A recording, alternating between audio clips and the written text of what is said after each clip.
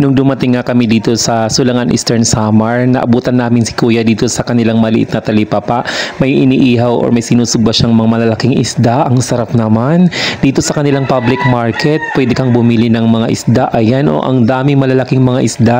Nasa halagang 250 at 280 ang kilo. Gusto ko nga bumili ng kanilang mga isda dito, kaso nga lang super ang layo ng aking lugar mula Giwan Eastern Samar to Catbalogan Samar. At naabutan din namin dito yung mga bata. Ayan, naglalaro sila sa gilid at may malaking isda dito, super laki ng isda. Sabi ni Kuya, lahat daw ng mga isda na huli ng kanilang mga mangingisda dito, dinadala dito sa kanilang maliit na talipapa at binebenta nila dito sa mga turista at sa mga taga rito sa Sulangan. Sa ganitong malalaking isda at super matataba, nako, napakamura na po yan.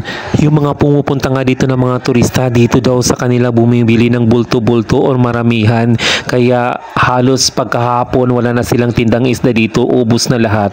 At dahil ang Barangay Sulangan ay nasa malapit lang sa gilid lang talaga ng dagat, kaya marami sila ditong mga seafoods, marami silang mga isdang nauhuli.